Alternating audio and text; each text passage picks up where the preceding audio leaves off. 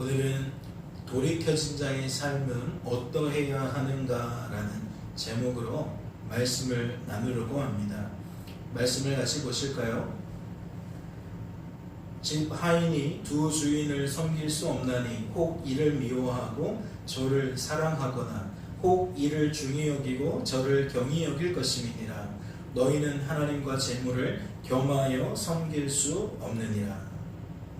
누가복음 16장 13절 말씀을 통해 무엇을 알 수 있습니까? 이 말씀을 통해 우리들은 회개가 무엇인지를 알 수 있습니다. 즉 회개란 어떤 것이냐? 하나님이 아닌 것을 향하던 우리들의 시선과 마음과 생각이 다시 하나님을 향하게 되는 것을 의미함을 알 수 있다는 거죠. 이해가 되실 줄로 압니다. 말씀에 소개되어진 것처럼 우리는 이 땅에서 곁눈질할 때가 많습니다. 하나님을 믿지만 하나님과 함께하지만 보이지 않는 하나님보다 보이는 것들에 우리의 시선을 빼앗길 때가, 우리의 마음을 빼앗길 때가, 우리의 생각을 빼앗길 때가 너무나도 많다는 거죠. 즉 하나님이 우리에게 주신 것을, 우리에게 허락하신 것을 우리는 하나님보다 더 사랑하고 더 중히 여길 수밖에 없는 존재임을 날마다 경험하며 산다라는 겁니다. 그러다 보니 주어진 삶의 자리에서 무엇이 빈번하게 요구됩니까? 다시 하나님을 향해야 되는 회개의 요구가 빈번하게 되어집니다. 일례로 우리들의 시선과 마음과 생각이 말씀에 소개되어져 있는 저 재물처럼 하나님보다 하나님을 아닌 것을 향하게 되는 것이 얼마나 자주 일어날까요? 이번 주만 해도 물질 때문에 우리가 우리의 시선과 마음과 생각을 얼마나 많이 빼앗겼을까요? 우리가 생활하는 데는 물질이 필요하죠? 이러한 저러한 이유로 끊임없이 물질이 필요하게 되어집니다. 그러다 보니 우리는 항상 물질에 우리의 시선과 마음과 생각을 둘 수밖에 없다라는 거죠. 그렇다면 누가복음 16장 13절 말씀은 어떠한 의미를 함축하고 있는 겁니까? 회개는 이러하다라고 소개하는 것만이 아니라 우리들은 날마다 회개를 해야 한다라는 내용까지 함축을 하고 있는 겁니다. 하나님이 아닌 것을 향하던 우리들의 시선과 마음과 생각을 다시 하나님께 날마다 돌이켜야 한다, 순간마다 돌이켜야 한다라는 의미를 내포하고 있다라는 거죠. 이어지는 말씀도 볼까요? 바리새인들은 돈을 좋아하는 자들이라 이 모든 것을 듣고 비웃거늘. 그렇다면 이어지는 14절 말씀을 통해서는 무엇을 알 수 있는 겁니까? 당대의 종교 지도자들도 예외가 아니라는 것을 알 수 있는 겁니다. 악하고 약하고 무능하기는 그들도 매한가지라는 거죠. 주어진 삶의 자리에서 회개해야 하기는 그들도 마찬가지라는 겁니다. 목회자라고 해서 돈과 무관한 게 아니라는 얘기죠. 교회를 운영하기 위해서는, 또 목회 활동을 하기 위해서는, 또 목회자의 삶을 살아가기 위해서는 무엇이 요구돼요? 물질이 요구되어져요. 그러면 그 물질에 당연히 무엇을 빼앗길 수밖에 없어요? 시선과 마음과 생각을 빼앗길 수밖에 없는 거죠. 교회에 월세가 다가온다. 교회에 이러한 저러한 일들이 있는데 지출을 해야 되는데 목회자라고서 예외가 절대 아니라는 겁니다. 따라서 말씀을 통해 우리는 무엇도 알 수 있는 겁니까? 신앙심이 좋다 해도 예외가 될 수 없다는 것을 통해 무엇을 할 수 있냐는 거예요. 우리들은 스스로 회개할 수 없다는 것을 알 수 있는 겁니다. 생각해 보세요. 누가 종교 지도자가 됩니까? 오늘날 누가 목회자가 됩니까? 누가 장로로 권사로 그렇게 임명을 받죠? 평신도보다 아무래도 더 많이 말씀을 공부하고 연구하고 평신도 중에서 더 많이 기도하고 더욱 하나님께 열심을 가지고 있는 사람들이 그렇게 직분을 받는 거 아닙니까? 즉 평신도보다 신앙이 더 견고한 사람이, 더 열심인 사람이 종교 지도자의 자리에 앉게 된다는 거죠. 하지만 말씀에 소개된 지도자들의 반응이 어떠합니까? 이렇듯 나름 선출된 사람이지만, 나름 선별된 사람이지만 정작 회개의 말씀을 듣고 무엇하고 있어요? 비웃고 있어요. 목회자나 중직자나 하나님이 아닌 것에 시선과 마음과 생각을 빼앗기기는 마찬가지인데, 회개가 요구되기는 마찬가지인데, 우리 생각에 신앙심이 좋으니까 더 빨리 회개할 것 같고 더 자주 회개할 것 같고 항상 그 시선을, 그 마음을, 그 생각을 하나님께 고정하며 살 것 같지만, 말씀은 역설적이게도 그들이 어떠한 태도를 나타냈다고 말합니까? 그들이 어떻게 반응했다고 말하고 있죠? 비웃었다라고 말하고 있어요. 받아들이지 않았다, 회개하지 않았다 라고 반응하고 있다는 거죠. 소개하고 있다는 겁니다. 말씀은 그 이유를 어떻게 소개하고 있습니까? 다른 거 아니에요. 돈을 좋아하기 때문이라고 소개하고 있습니다. 그러니까 평신도나 종교 지도자들이나 매한가지라고 소개하고 있다는 거죠. 이것은 어떠한 의미를 담고 있는 겁니까? 종교 지도자들이 하나님을 좋아하지 않는다는 걸까요? 오직 돈만 좋아한다는 이야기일까요? 그렇지가 않습니다. 그럴 수가 없어요. 이것은 하나님을 좋아하지만 무엇도 좋아한다는 이야기인 겁니까? 돈도 좋아한다는 이야기인 거예요. 하나님을 좋아하지만 하나님이 아닌 것을 무시할 수 없다라는 거죠. 돈만 그렇습니까? 건강은 어떤데요? 사람의 말과 사람의 소리는 어떠한데요? 즉 주변 사람들의 시선과 그 평판은 어떠한데요? 평신도만 마음 졸이며 사는 게 아닙니다. 목회자도 목회자의 자리에서, 중직자도 중직자의 자리에서, 회사에 가든 가정에 가든 교회에 오든 하나님이 아닌 것에 시선과 마음과 생각을 빼앗기기는 마찬가지라는 겁니다. 종교 지도자들은 평신도처럼 돈도 좋아합니다. 하나님을 더 좋아하지만 돈을 싫어하는 것은 아니라는 거죠. 그러니까 말씀은 전반적으로 회개가 모든 사람에게 이루어져야 한다라는 것을 강조하고 있는 겁니다. 예외가 없다라는 것을 누구를 빗대어 설명하고 있는 거냐면, 사람의 시선에 믿음 좋아 보이는 사람, 사람의 시선에 저 사람은 괜찮아 보이는 사람, 그 정점에 있는 종교 지도자들을 들어 모든 사람이 회개해야 된다는 것을 나타내고 있다는 거죠. 그러다 보니 종교자들의, 지도자들의 이러한 민낯은 어떠한 방식으로도 표출되어집니까? 15절 말씀을 보니까 하나님보다 누구에게 신경 쓰는 모습으로 표출되어져요? 사람에게 신경 쓰는 모습으로 표출되어져요. 하나님보다 하나님이 아닌 것을 향할 수밖에 없는 그 시선이, 그 마음이, 그 생각이 결국 말씀에 소개된 것처럼 사람에게 인정받는 것을, 사람에게 사랑받는 것을 더욱 신경 쓰는 모습으로 표출된다는 거죠.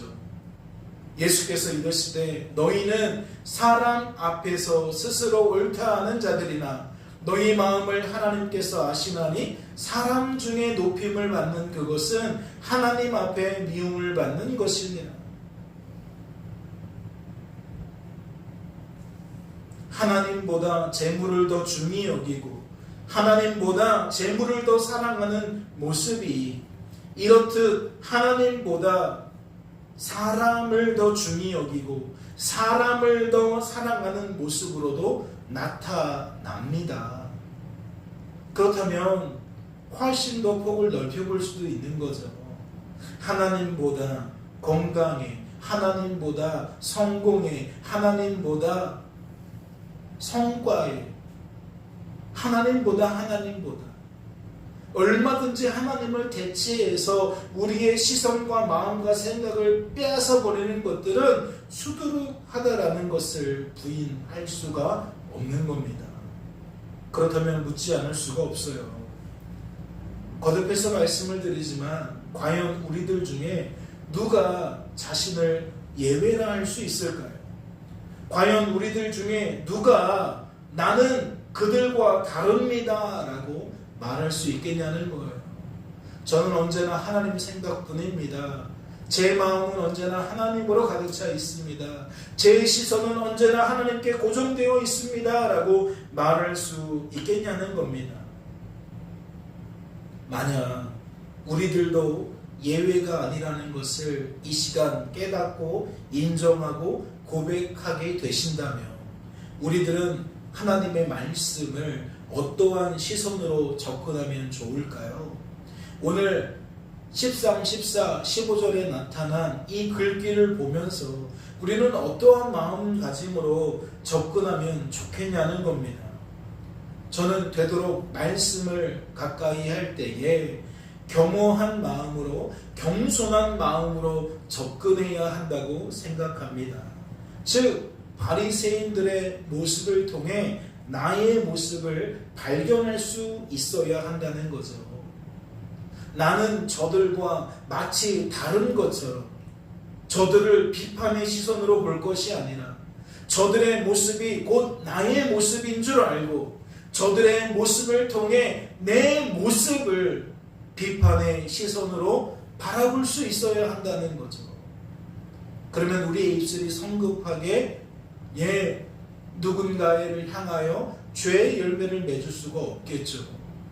이는 말씀에만 적용되어지는 것은 아닙니다. 일상을 살아갈 때도 마찬가지예요. 텔레비에서 보여지는 어떠한 사람들의 모습, 어떠한 이야기, 어떠한 사건 신랄하게 비판할 수 있어요. 잘못된 것을 지적할 수 있습니다. 하지만 그것으로는 우리에게 유익이 없어요. 우리의 입술이 죄의 열매를 맺는 죄의 도구가 될 뿐입니다. 우리는 그 모습을 보며 저 편향된 모습이, 저 헛된 곳에 사로잡혀 있는 모습이, 저 진실이 아닌 것을 맹목적으로 따르는 사람들의 모습이 나의 모습이구나. 나의 악하고 약하고 무능한 모습이 바로 저 모습이구나 라는 것을 깨달을 수 있어야 한다는 거죠. 그렇게 되어지면 섣부르게 우리의 입술이 그 사람을 비판하고 비난하는 일에 쓰임받지 않는다는 거예요. 일상을 살아갈 때 어디 텔레비를 통해서 소리를 어떠한 환경을 볼 때만 있습니까? 아니죠. 사람과 만나면서 사람의 이야기, 사람의 태도를 평가할 때도 많이 있습니다. 즉 우리는 어떠한 형태에서든지 겸허하고 겸손한 자세로 다가간다면 무엇 또한 오류를 범하지 않을 수 있어요. 마치 나는 다른 사람인 것처럼, 나는 제대로인 것처럼 여기는 그 모습이 사라질 수 있어요. 그래서 거듭해서 말씀을 드리지만 말씀을 보면서 최대한 무엇을 발견해내야 돼요? 내 모습을 발견해내야 돼요. 하나님 앞에 부족한, 하나님 앞에 턱없이 부족한 우리의 모난 모습을 발견할 수 있어야 한다라는 거죠. 그렇다면 우리들이 지금 살펴본 13절, 14절, 15절 말씀은 결국 누구를 향한 메시지가 되겠습니까? 누구를 향한 메시지인 것처럼 우리들이 받아들이겠냐는 거죠. 다시 말해 누가 회개해야 되는 주인공으로 여기게 되겠냐는 겁니다.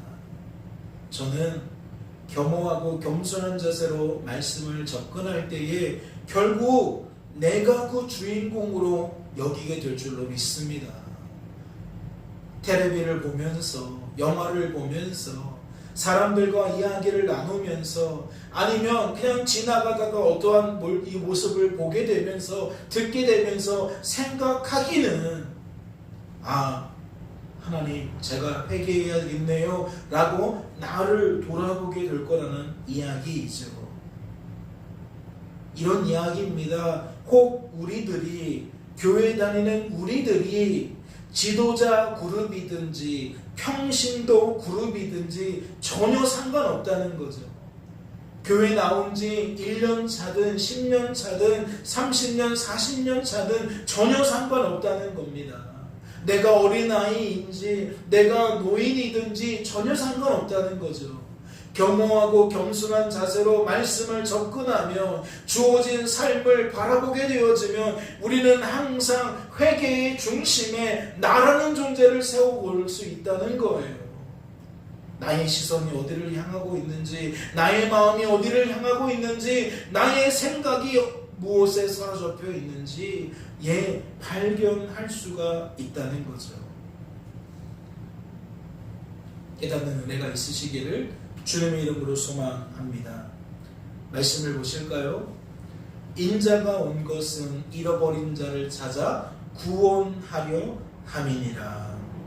그렇다면 이 말씀은 그러한 우리들에게 어떠한 의미로 다가올까요? 하나님의 말씀을 누군가에게 하신 말씀으로 받아들이는 것이 아니라 나에게 하신 말씀으로 받아들이게 된 우리들에게 과연 이 말씀은 어떠한 의미로 여겨지겠냐는 겁니다. 이는 예수님 때문에 하나님의 말씀이 나에게 회개하라는 의미로 여겨지게 될 줄로 믿습니다. 즉 이 말씀이 더욱 내 삶의 깊은 삶의 모습을 통찰하며 나에게 하신 말씀으로 다가오게 될 거라는 거죠. 즉 10절 말씀에 나타난 잃어버린 자를 누구로 생각한다는 거예요? 나라고 생각한다는 거예요. 우리들의 시선과 마음과 생각이 하나님보다 하나님이 아닌 것을 향하고 있는 것으로 우리들은 받아들이게 된다는 거죠. 어디 그뿐입니까? 잃어버린 자도 나의 모습이고 또 예수님 때문에 찾아진 것도 나의 모습이 될 줄로 압니다. 그래, 내가 잃어버린 자였지. 지난 3일 동안 학교 다니고 직장 다니고 그렇게 일상을 살아가면서 또다시 내가 하나님이 아닌 것을 향하여 한눈 팔게 되었구나. 하나님이 아닌 것으로 온통 채워지게 되었구나. 그런데 오늘도 말씀 앞에 다시 서게 되니까 그 잃어버렸던 내가 다시 한번 찾아지고 있구나. 하나님 때문에 발견되고 있구나. 그래서 내 마음이, 생각이 다시 하나님께 돌아가고 있구나 라는 것을 우리는 받아들이게 된다는 거죠. 그러니까 예배는 하나님을 만나고 하나님과 깊이 교제하고 실제적인 삶의 반응으로 나타날 수밖에 없는 거예요. 누구에게?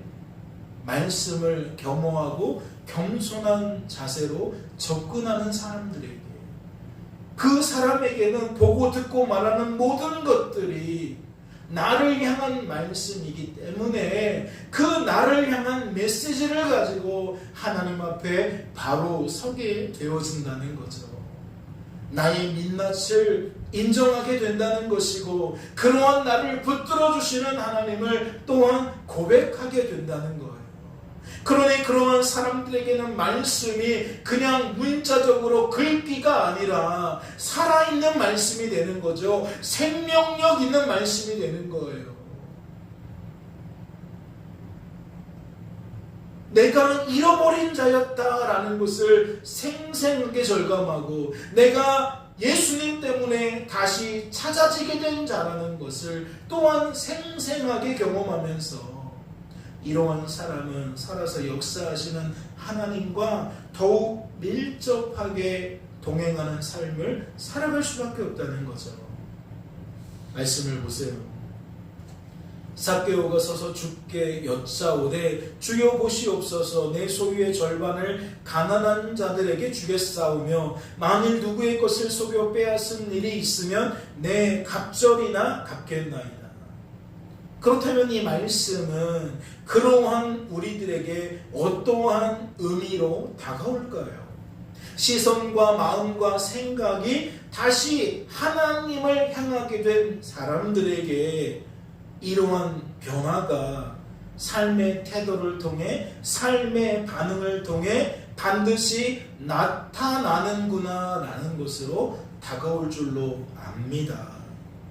즉 돌이켜진 자는 찾아지게 된 자는 돌이켜진 자의 특징을 삶의 태도를 통해 삶의 반응을 통해 나타낸다는 거죠. 앞서 설명을 드린 것처럼 말이 달라지잖아요. 누군가를 비판하고 비난하는 모습이 누군가를 정죄하는 모습이 점점점 사그라들고 내 자신의 연약함을 고백하며 비난은 없어지고 용서를 구하는 것은 많아지지 않겠습니까?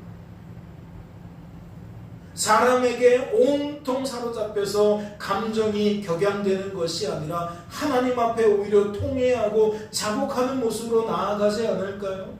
그러니까 삶에 나타나는 말이 다르고 삶에 나타나는 태도가 다를 수밖에 없다는 거죠. 말씀을 보세요. 삭개오라 이름하는 자가 있으니 세리장이요 또한 부자다. 세리는 잃어버린 자였을 때에 어떠한 사람이었습니까? 세리장이었고 부자였습니다. 이는 무엇을 함의하고 있다고 말씀을 드렸죠? 이 인생이 하나님보다 재물을 그 시선과 마음과 생각에 두고 살았다라는 것이라고 말씀을 드렸어요. 모든 사람들이 교회 다니고 모든 사람들이 하나님을 인정하는 사회 속에 살지만 그건 그거고 내 마음을 실질적으로 압도하고 있는 것은 무엇이라고요? 재물이라고요. 하나님 생각이 많은 게 아니에요. 재물 생각이 많은 거예요. 일평생을 그렇게 교회의 문턱을 드나들었다 할지라도 마음의 생각은 항상 물질에 사로잡히는 인생이었다. 그게 바로 삭개오였다라고 우리는 정의할 수가 있다는 겁니다. 마치 앞서 살펴본 당대의 종교 지도자들이었던 바리새인들처럼 삭개오는 하나님보다 재물을 더 사랑하고 재물을 더 중히 여기고 있었다라는 거죠. 즉 그는 결코 스스로 소유의 절반을 가난한 자들에게 줄 수 있는 사람이 아니었다는 거예요. 제정신 가지고는 이렇게 말하고 행동할 수 없는 사람이었다는 거죠. 자신이 속여 빼앗은 것을 4배로 배상해 주겠다라고 그렇게 다짐할 수 있는 인생이 아니었다는 겁니다. 왜요? 하나님보다 재물을 더 사랑하고 하나님보다 재물을 더 중히 여기고 있었기에 삭개오는 바리새인들처럼 결코 스스로 회개할 수 없었다는 거죠. 재물을 향하던 시선과 마음과 생각을 하나님께 돌이킬 수 없었다는 거예요. 그러니 다른 태도, 다른 말을 낼 수가 없는 거죠. 돈돈돈 거리며 살아갔던 그 인생은 죽을 때까지 돈돈돈 거리며 살아갈 수밖에 없다는 거예요. 날마다 건강하는 인생은 결국 건강 거리면서 죽을 때까지 살아갈 수밖에 없다는 거죠.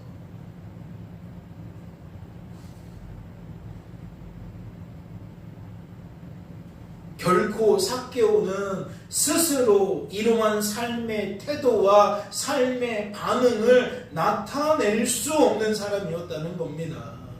내 소유의 절반을 가난한 자들에게 주겠사오며 만일 누구의 것을 속여 빼앗은 일이 있으면 내 갑절이나 갚겠나이다.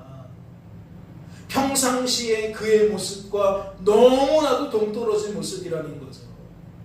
따라서 우리들은 이러한 삶의 태도와 삶의 반응을 통해 무엇을 헤아릴 수 있어야 하는 겁니까? 첫째, 스스로 회개할 수 없는 우리들과, 둘째, 그러한 우리들을 능히 회개하게 만드시는 하나님과, 셋째, 삶의 태도와 반응을 통해 회개의 열매를 맺게 하시는 하나님까지 헤아릴 수 있어야 하는 겁니다. 즉 말씀을 보며 그 말씀 속에서 나라는 존재의 민낯도 보아야 하고 그러한 나를 친히 구원하시는, 친히 변화시키시는 하나님도 볼 수 있어야 한다는 거죠. 말씀을 읽을 때에 살아서 역사하시는 생동감 있는 언어로 나와 하나님을 볼 수 있다면 결국 우리의 일상도 달라지는 거예요. 우리의 일상 속에서도 아까와 같이 겸허하고 겸손한 자세로 접근할 때에 나의 부족함을, 나의 비판을 받아들이게 된다면 반대로 무엇도 보는 겁니까? 하나님의 도우심, 하나님의 역사하심도 볼 수 있는 거죠. 그러니까 신앙이 죽은 신앙이 될 수 없어요. 신앙이 살아있는 신앙이 될 수밖에 없다고요. 교회를 다녀도 사람만 보고 다니는 사람들이 있죠. 아, 부모님이 교회 다니니까, 부모님이 교회 안 다니면 큰일 나는 것처럼 말씀하시니까 어쩔 수 없이 다니는 자녀들도 있을 겁니다. 사업의 관계 때문에 어쩔 수 없이 교회 나오시는 분, 인간관계에 있어서 어쩔 수 없이 교회 나오시는 분, 다양한 이유로 교회를 나올 수 있어요. 그런데 대부분의 사람들이 그 시선과 마음과 생각을 이렇듯 하나님이 아닌 것에 빼앗기고 있다면 누가 죽어요? 신앙이 죽고요. 우리 안에서 살아서 역사하시는 하나님이 죽어요. 그러면 교회가 교회의 이름으로 모였지만 이건 교회가 아닌 거예요. 하나님이 없는 그냥 모임인 거예요. 그냥 단체인 거예요. 교회가 교회되기 위해서는 각 사람이 살아서 역사하시는 하나님을 경험할 수 있어야 돼요. 생생하게 살아있는 말씀으로 말씀을 대해야 되고 삶 속에 그 말씀이 어떠하다라는 것을 발견하며 살아갈 수 있어야 한다는 거죠. 그렇다면 그러한 성도가 두세 사람이 모이면 그건 교회인 거예요. 그리할 수 없는 사람 1000명이 모인 것보다 그리할 수 있는 두세 명의 모임이 오히려 교회라고 하나님께 칭찬을 받을 수 있다는 거죠.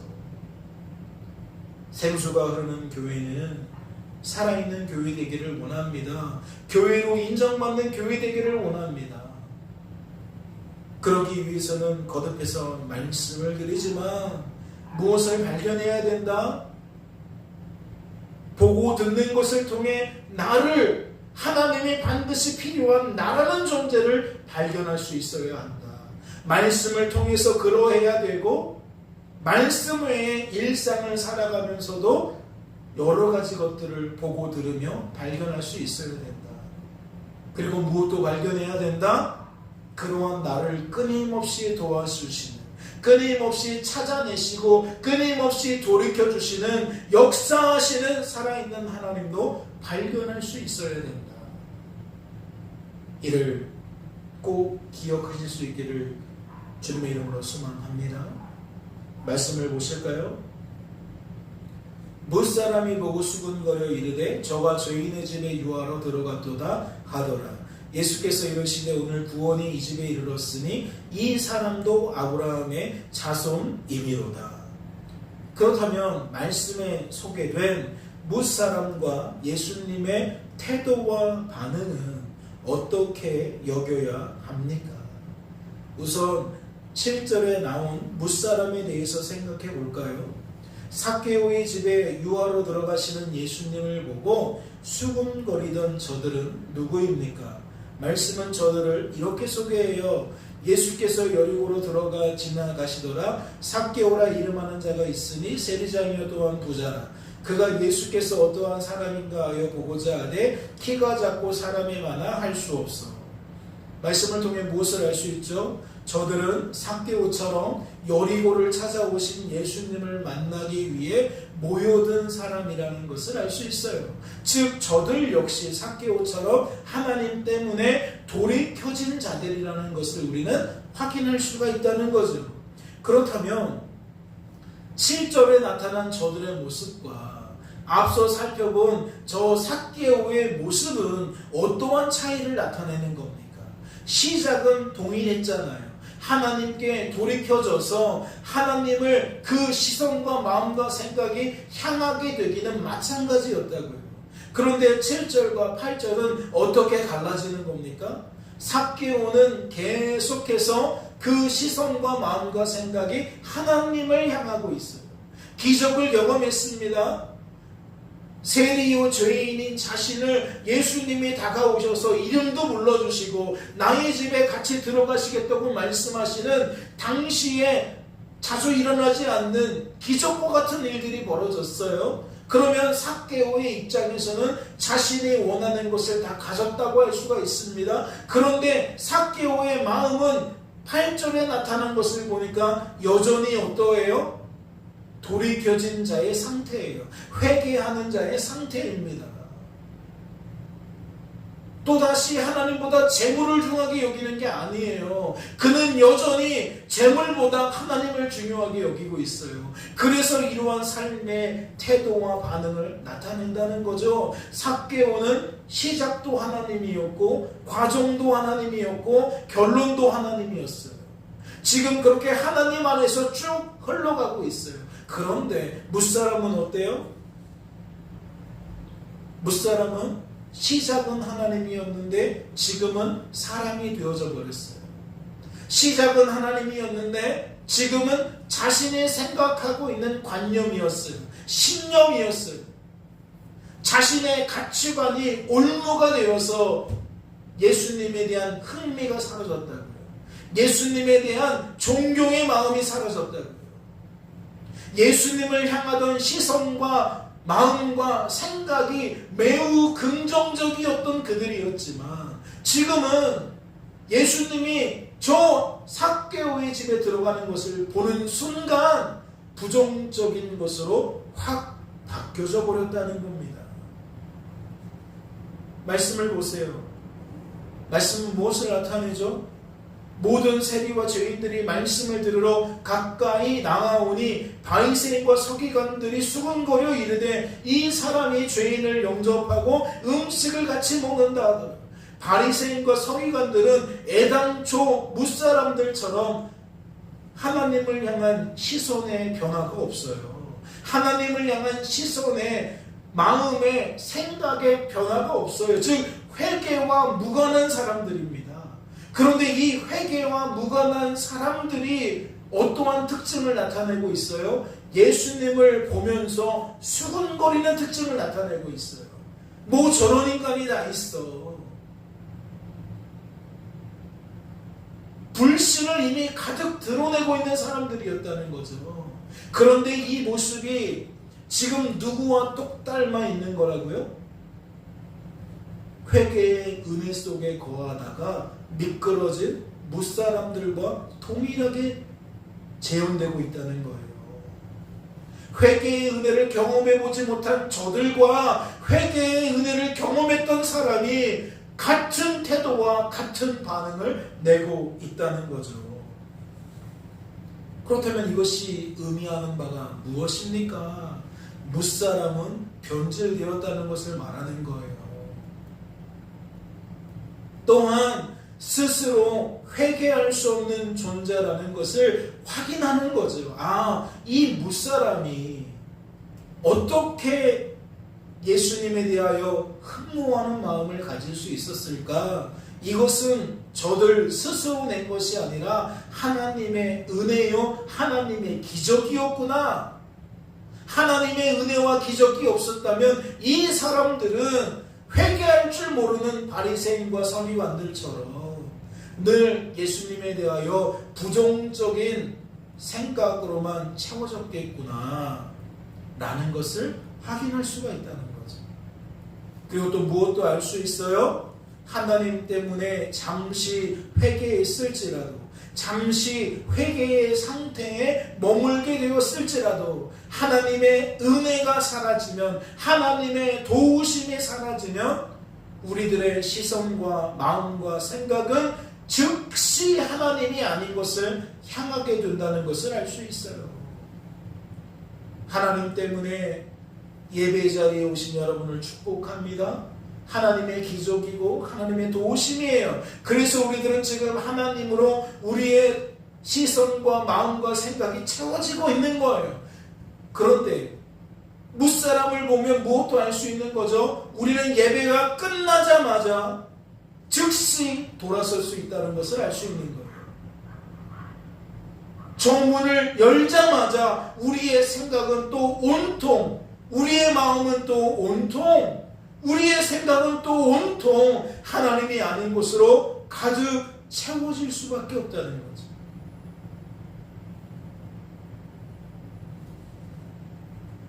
그렇다면 예수님은 어떠합니까? 예수님에 대해서 생각을 좀 해볼까요?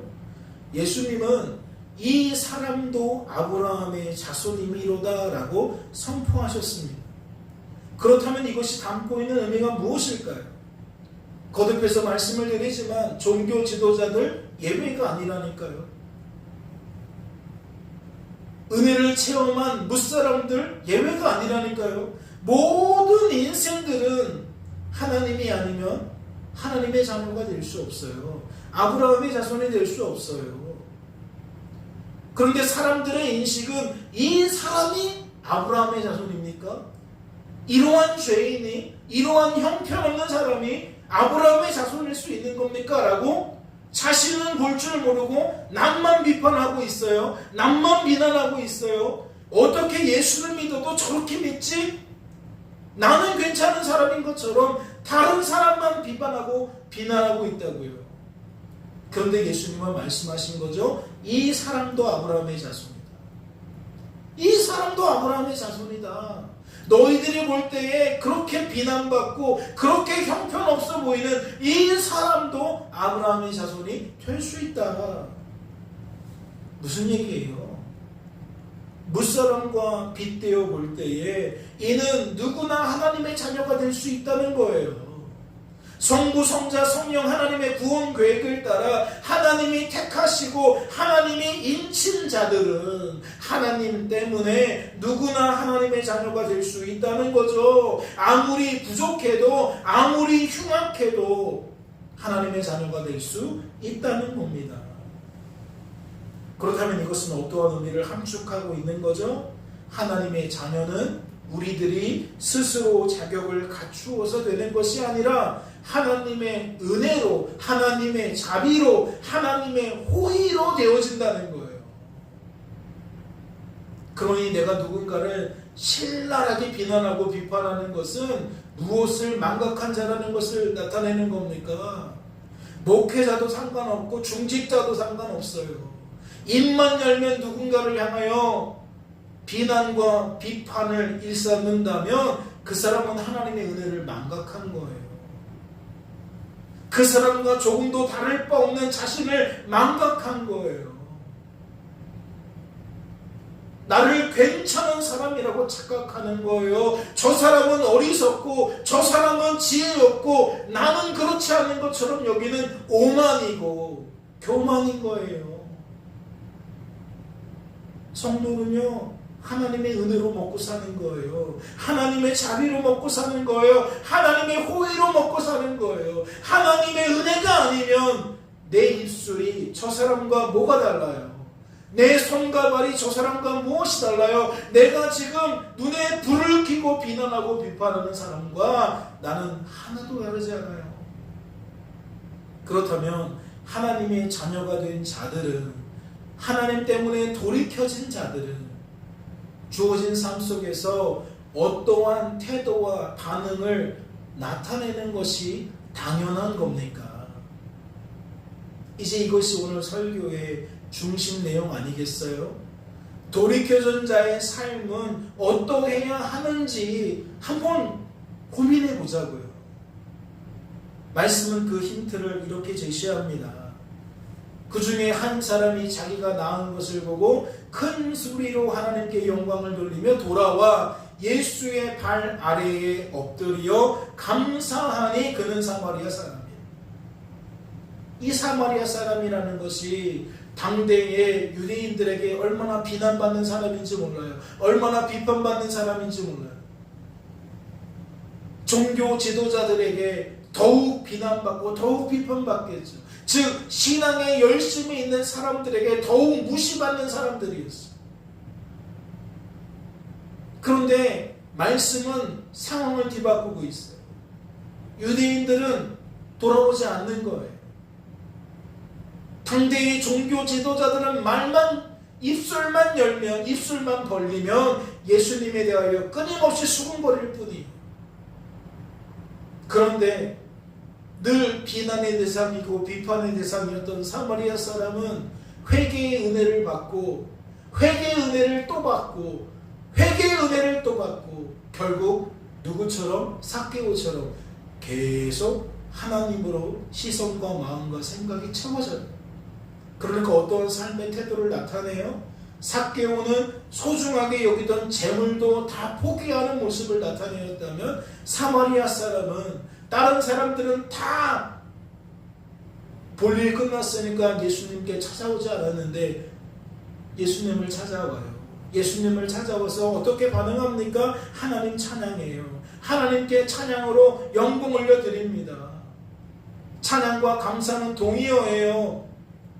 하나님께서 하신 일이 하나님께서 하신 일로 여겨지니까 하나님께 감사하게 되는 거예요. 그 감사는 찬양으로 나타나는 거예요. 돌이켜진 자의 삶은 어떠해야 하다는 거죠?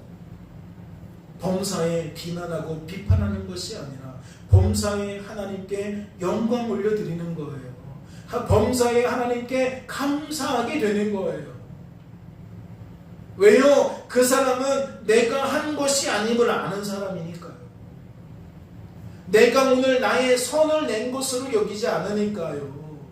나의 지혜를 내 것으로 여기지 않으니까요. 그러니까 그는 범사에 사람들이 나를 인정하고 칭찬할 때에 그 인정과 칭찬을 다 하나님께 돌리는 거죠. 야, 너는 어떻게 그럴 수 있어? 어떻게 그럴 수 있어? 대단하다 할 때에 아닙니다. 다 하나님 때문이죠. 하나님의 자비와 호의와 은혜가 아니었다면 제가 어떻게 할 수 있었겠습니까? 라고 말할 수밖에 없는 걸 생생한 언어로 하나님을 고백할 수밖에 없다라는 거죠. 따라서 이러한 삶의 태도를 나타내기 위해서는 그 속에 어떠한 생각과 감정과 의지가 바탕이 되어야 합니까? 말씀은 그 바탕을 이렇게 설명하고 있어요. 삭개오는 세리라 그랬어요. 바리새인과 서기관들이 이 세리를 죄인으로 취급하고 상종하지 않고 예수님이 그들과 친구 되려고 하니까 수근수근 거렸다 그랬어요. 무사람도 결국 그 모습 때문에 수근거린다고 했어요. 그런데 정작 이 세리는 사마리아 사람처럼 어떠한 태도를 나타냅니까? 어떠한 반응을 나타내죠? 멀리 있어서 감히 눈을 들어 하늘을 쳐다보지도 못하고 다만 가슴을 치며 이르되 하나님이여 불쌍히 여기소서 나는 죄인으로소이다 하였느니라. 즉 이 마음이 누군가를 향한 비난과 비판을 절제하게 만든다니까요. 누군가가 나를 높이려고 할 때에 그 영광을 하나님께 돌리게 만든다는 거죠. 누군가가 나에게 감사를 표할 때에 그 감사를 하나님께 돌리게 되어진다는 겁니다. 나는 어떠한 존재인지를 처절하게 아니까.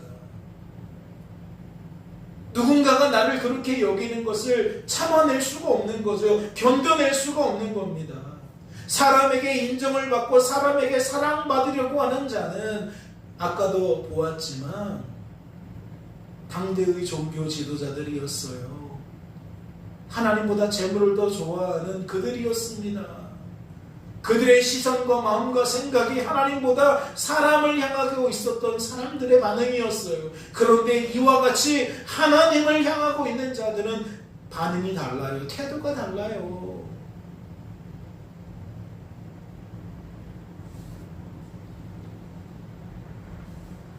남은 한 주간의 삶 속에서도 우리는 내가 잃어버린 자라는 것을 발견해야 됩니다.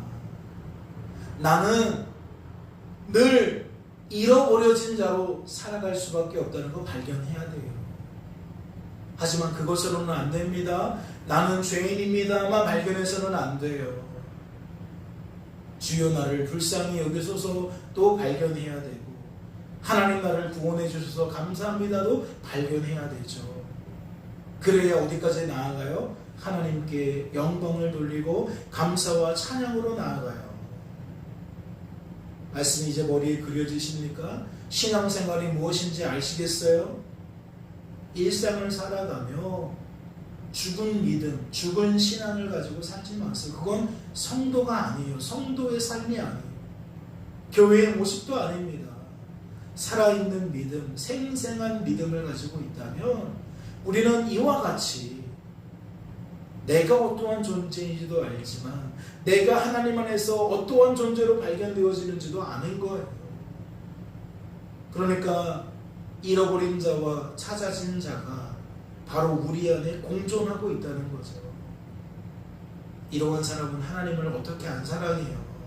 더욱 깊이 사랑하지 않을 수가 없는 거예요.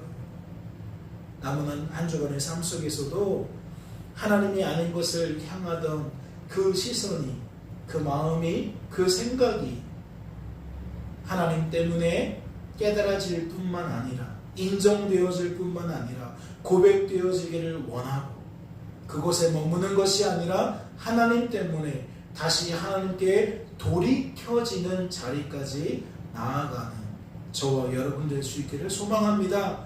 그래서 더 많은 감사, 더 많은 찬양으로 하나님께 영광 올려드리는 저와 여러분 될 수 있기를 주님의 이름으로 축원합니다. 잠시 기도합니다. 하나님 아버지 감사합니다. 오늘도 우리를 사랑하셔서 이와 같이 불러주시고 하나님의 말씀으로 우리의 생각과 감정과 의지를 채워주시니 감사합니다. 시선을 돌이켜주시고 마음을 돌이켜주시고 생각을 돌이켜주시니 감사합니다. 그러나 우리는 자고할 수가 없습니다. 겸손해질 수밖에 없습니다. 겸허해질 수밖에 없습니다. 무사람이 그랬듯 하나님의 도우심이 사라지면 하나님의 은혜가 사라지면 즉시 우리들의 시선과 마음과 생각은 하나님이 아닌 것을 향하게 될 줄로 압니다. 그러니 주님 우리 마음속에 우리의 시선이 우리의 생각이 늘 하나님으로 채워지기를 갈망하는 마음이 있게 하여 주옵소서. 나는 죄인입니다 라고 고백하는 그 세리의 심정이 우리의 심정이 되어질 수 있도록 도와주셔서 우리의 말이 우리의 태도가 반응이 구별된 자로서의 모습으로 나타날 수 있도록 주님 축복하여 주시옵소서. 주께서 우리를 붙들어 주실 줄로 믿고 감사드리며 이 모든 말씀 우리를 죄에서 구원하신 예수님의 이름으로 기도하옵나이다. 아멘.